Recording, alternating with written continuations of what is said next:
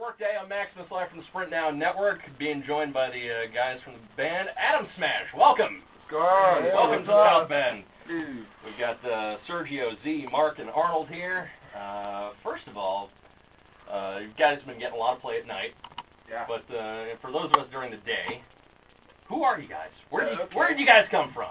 Well, we're a band from Miami, Florida. Yeah, we just put a band together a couple of years ago. Started touring, not too long ago, and we're pretty much just pushing a record as an unsigned band with a management company, and that's where we're at right now. Just traveling the country, backing up the radio support that we're getting, and that's what's going on. Good deal. 2 shows this weekend here in the area, by the way.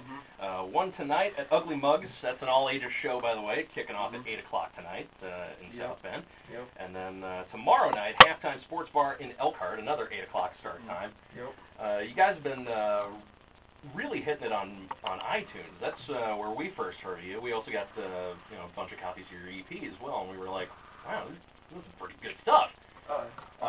How has the response been on iTunes? Obviously, you're hitting a lot of places, so obviously demand must be high. It's been phenomenal, honestly. Every week, it goes up like 150% or something like that. So awesome. The touring helps a lot. And I think that, the MySpace has definitely been a great tool to get this band, kicking off and going. And we've been able to get a lot of support, on iTunes and at Amazon and whatnot. So it's going great. I mean, honestly, for an unsigned band, I guess really couldn't ask for a whole lot more. What's it like being an unsigned band in this day and age where you don't have like the huge promotional machine behind you, where you don't have the record company behind you? Well, is it more kind of liberating almost, where you can do your own thing? It really is, actually. It's almost like we're unsigned, but I mean, if you look at some bands that are off the major labels right now, they're behind, 100 bands before they get released, before they even get some attention. So what's been really cool is that we met Dirk Hemstath. He's the owner of Doghouse Records, which is All American Rejects and those people. And he's a huge grunge fan, so he fell in love with our stuff, and he decided, instead of obviously signing us to Doghouse, it's a very different label, he said, hey, why don't I manage you guys and do things like a label, release an EP, or, we'll do an entire record, release an EP, and start pushing a radio campaign. And be honest with you, everything's been moving like one step after the other. There's really not a whole lot of delays, and the funding's there. And but obviously, at some point, we're going to need a major label to reach to reach the the international markets and stuff like that. But for right now, I mean, there's bands out there like Five Finger Death Punch, is doing extremely well, and they're on a huge management company. So yeah, it is liberating. There's so many things you don't have to sit and wait for anybody to decide when they want to put you out. You also get to do your own thing, really. Yeah. Yeah, I mean, we got to pick the tracks on the record. We got to pick the single. There's not a whole lot of. I mean, really, our manager's almost like just another member, another guy. So. Good deal. And as I mentioned, the EP available on iTunes right now. You can also stream it on their MySpace page, which is probably myspace.com/AdamSmash, right? Yeah, if I remember correctly. Adam Smash Music, or actually, it's so funny. We actually nobody has a website anymore. It's like we actually have our AdamSmash.net forwarding to our MySpace. So if you go to AdamSmash.net, it goes, I mean, there's no point in having one. Why pay for the web space? Right. Someone else has got it for free. Why confuse people and stuff? And also in today's world, it's so important to the industry and to people, like how many plays you're getting, how many friends you have in the snap. So it's always good to direct everybody there. And so yeah, that's and plus people can just pull it up just like that on their BlackBerry, on their phone, whatever. Yeah, and we don't have to wait for a webmaster, man. You know what I mean? Waiting for these dudes who never put. Me and Reverend Rhino, we wouldn't know anything about waiting for a webmaster guy or anything like that.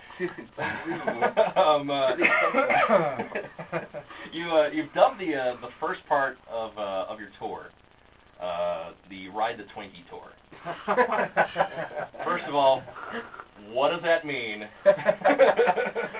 Well, we just bought a van recently, and I don't know how it came out. we have this thing we call girls Pop-Tarts and guys Twinkies, and we decided to call our we decided to name the van actually Z named the van Twinkie, and it doesn't really look like a Twinkie. It's not the color of a Twinkie, but it's in the shape of a Twinkie, so we just went with it. And man, it was just a big step for us getting the van, and so we decided to kind of like, call it like, the Sacrifice Tour, Chapter 1, Ride the Twinkie instead of Ride the Lightning.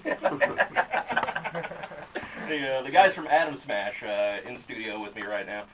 2 shows this weekend here in the area. One, Ugly Mugs, that's an all-ages show tonight, 8 o'clock in South Bend, and also Halftime Sports Bar in Elkhart tomorrow night, 8 o'clock.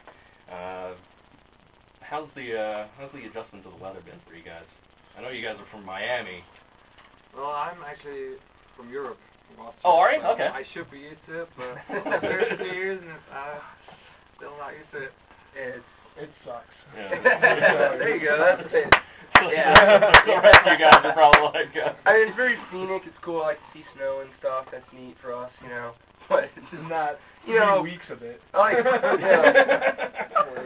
You guys were, you're telling me you were just in Maine and you had to drive through a blizzard. Yeah, the weather, the big movement came right through as we had a show up in Orano, Maine with Diecast, this metal band. And, man, great show, great turnout. I can't believe people drove out in this blizzard to go, see us and stuff. But we had to get a little bit closer to the next show. So we just started driving, and I tell you what, 5 miles per hour. Yeah, it was almost like, hey, just stay to the left of the mailboxes. All right. Just left. Yeah. Make sure we don't lose the rear view mirror. Just make sure we're not like driving on somebody's property, because you really can't tell. Sure, yeah. So yeah, it was definitely different for us, but we handled it well. Our road managers from Finland, our guitar Z's from Austria, so they're kind of used to it, and they were actually laughing at us the entire time.